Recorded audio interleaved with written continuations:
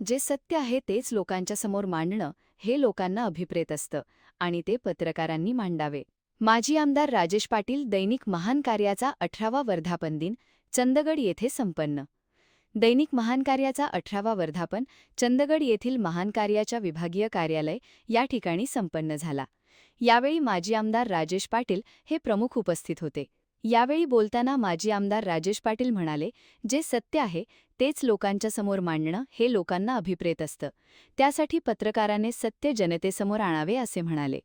वर्धापन दिनच्या शुभेच्छा देण्यासाठी 29 एप्रिल बुधवार रोजी सकाळपासूनच महान कार्याला मानणाऱ्या सर्व हितचिंतकांनी शुभेच्छा देण्यासाठी गर्दी केली होती.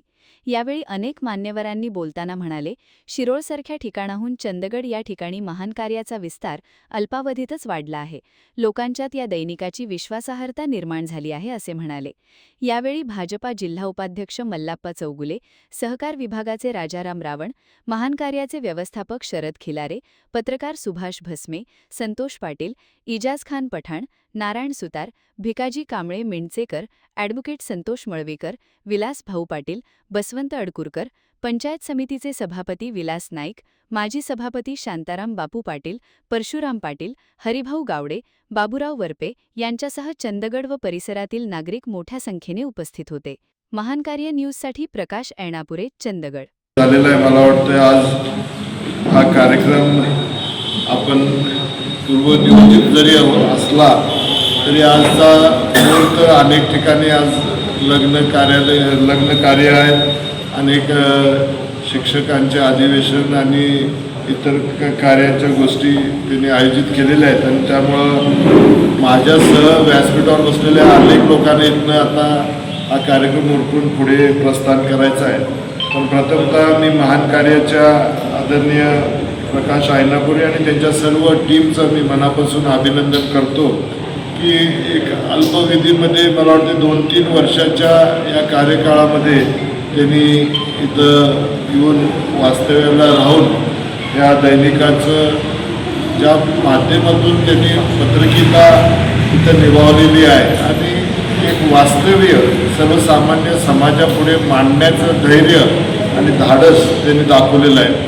म्हणजे अनेक मंडळी ज्या तऱ्हेनं आता मळवीकर साहेबांनी व्यक्त झाले, इथं लोकशाहीचा चौथा आधारस्तंभ म्हणून आपण पत्रकारांच्याकडे किंवा पत्रकारितेकडे पाहत असतो आणि तिथं वस्तुस्थिती जी काय आहे, ज्या काय घटना घडतात, जे काय प्रश्न आहेत ते कशा तऱ्हेनं मांडावे हे त्या पत्रकारांचा अधिकार आहे, त्या वर्तमानपत्राचा अधिकार आहे किंवा त्या इलेक्ट्रॉनिक मीडिया आणि सोशल मीडियाच्या माध्यमातून सुरू असलेल्या आपल्या चॅनल्सचा तो अधिकार आहे.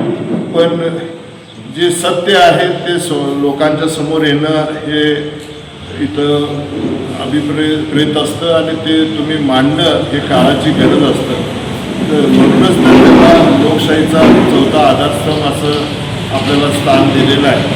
आणि त्यामध्ये आज आपण जर बघितलं कुठंतरी प्रेसला गॅग केलं जातं का, प्रेस एका बाजूनच काही विषय मांडतंय का, अशा तऱ्हेचे आरोप आणि प्रतिआरोप आज देश पातळीवरती आणि राज्य पातळीवरती सुद्धा सुरू आहेत. त्यामध्ये आपण त्यापासून अलिप्त आहात.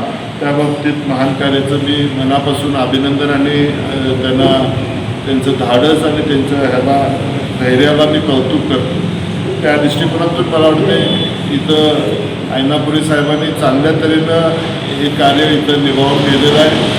आज जे काय महान कार्य दैनिकाचं आणि आपल्या न्यूज चॅनलची जी विश्वासार्हता आहे त्यांनी त्यांच्या कार्यातून त्यांनी ती प्राप्त केलेली आहे आणि त्यामुळं त्या एक सामाजिक कार्यकर्ता म्हणून किंवा एक लोकप्रतिनिधी या नात्यानं अशा कार्यक्रमाला उपस्थित राहणं, त्यांचं कौतुक करणं आणि त्यांनी केलेल्या चांगल्या कार्याला शुभेच्छा देणं हे आमचं कर्तव्य म्हणून आम्ही आज इथं उपस्थित झालेलो आहोत.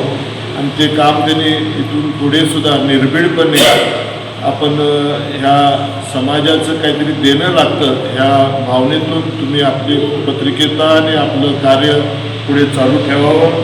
आदरणीय महेश पवार साहेब आणि त्यांचे सर्व टीमचं मी मनापासून अभिनंदन करतो. की एक दुर्गम भागामध्ये म्हणजे शिरोळपासून इकडं येऊन 100, 150, 200 किलोमीटर अंतरावरती आपण या भागामध्ये सुद्धा आपल्या दैनिकाचं आणि आपल्या न्यूज चॅनलच्या माध्यमातून लोकांच्यातनं जनजागृती करणं, विषय मांडणं हे कार्य आपण चालू ठेवलेलं आहात आणि त्या निमित्तानं तुम्हा सर्वांना या तुमच्या 18व्या वर्धापन दिनाच्या निमित्तानं आपल्याला शुभेच्छा देतो आणि थांबतो. जय हिंद, जय महाराष्ट्र.